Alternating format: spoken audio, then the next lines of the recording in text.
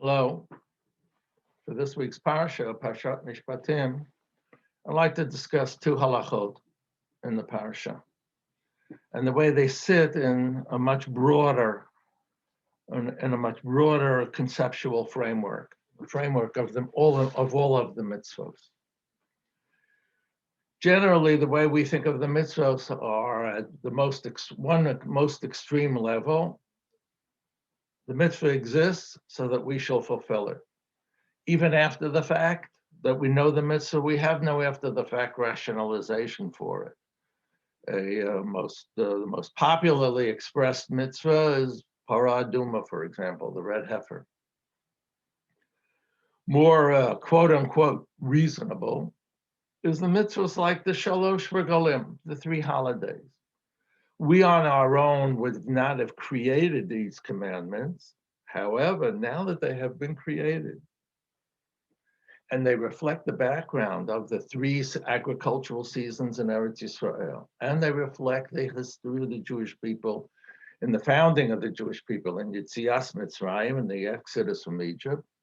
So after the fact, it's all very reasonable that we have these three holidays and that they fit into our national religious culture. No problem whatsoever. A more quote unquote reasonable example are the most elementary ethics. You shall not murder. Every single society on the face of the planet has this restriction that one cannot take another person's life. Nonetheless, even though everybody knows, not only everybody society has it, everybody knows it. And even though everybody knows it, we still have to legislate it because the impulse to murder apparently is too prevalent. And we have the most obvious example of all, Cain and Havel. Cain killed Havel at the most elementary level of human existence. We don't know why, but it's in the human being to carry out violence against his neighbor. So we have to legislate. The two examples in Parashat Mishpatim that I want to speak about are examples where legislation is not considered necessary. In one case, the Torah leaves it for us to behave as we behave. Chachamim has seen that this confidence in us is misplaced, to put it colloquially, okay, and therefore they legislate. Second example is where the Torah leaves it to us, expects us to do the right thing. However, when we do not do the right thing, the Ribono Shel Olam himself, God himself, steps in to correct the situation. Okay. What are the two examples? First example is the example of Eved Ivri. A person has stolen, the case of Mishpatim is where Nimkar B'Gnei Vaso, a person has stolen, burned through the money, can't pay it back. And now he has to be sold as an indentured servant in order to work it off. But the Torah says in Bali Shahu, when the Torah is speaking about when he's about to leave, if he's married, in Bali Shahu v'yatzoi shto imo, his wife will go out with him. So Rashi on the spot asks, where did this wife come from? Who brought her into the master's house that she's now going out? And similarly, in Vayikra, when a Jewish slave leaves his master, I think that's a case where he sells himself because he's poor, so he has to work and earn money as a servant. So it says he will go out. Hu ubanovimo, he will go out with his children. Again, where did these children come from? So the answer is, according to Chazal, that as soon as an indentured servant sells himself or is sold, the master is now obligated to feed the wife and children. Okay. And Ramban says, it's God's compassion for them. But however, he's also compassionate for the slave. Why? He is in a strange house where the master has no relation to him otherwise than master and servant, right? Uvanav of him, and his children and his wife and children will be abandoned. But afal pi, even though lo hayahu mechuyav b'mezonasam midin haTorah, even though there was no formal obligation from the Torah to support them, right? You have to feed them, okay? Avol kevon shederech kol haaretz lefarnes adam ishto uvanav haktanim, because it's the way of the world that a person feeds his family, takes care of them. Tzivoho el barachamav, God commanded in his mercy, lihiyos hakonev, the new master, he should be ka'av rachman lahem, he should be like a merciful father. Amazing Ramban. According to Ramban, there is no formal obligation for a husband to support his wife. It's a chiyuv min hachachamim. Not everybody agrees with that, but according to Ramban.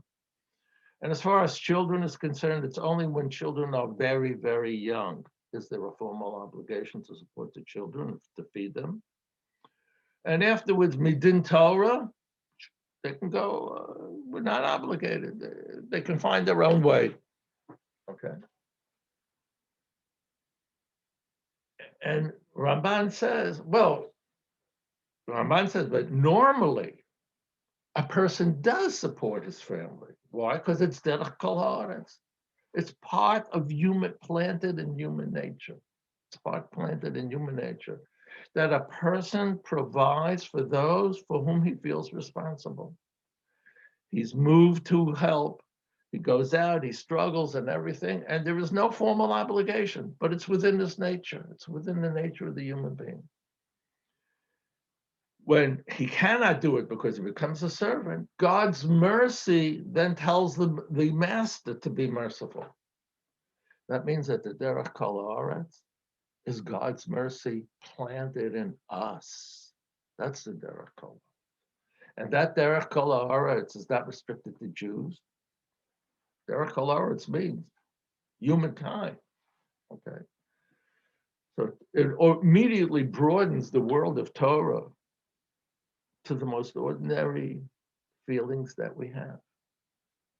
And they are part of God's plan. Not surprising, but we never think of it that way.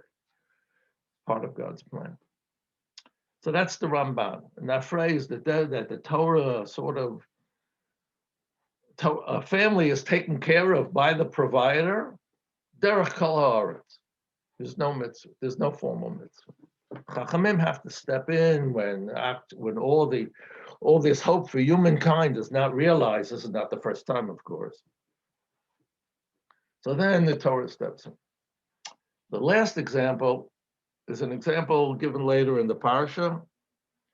It's about a person who has to borrow money and give the cloak that he sleeps in.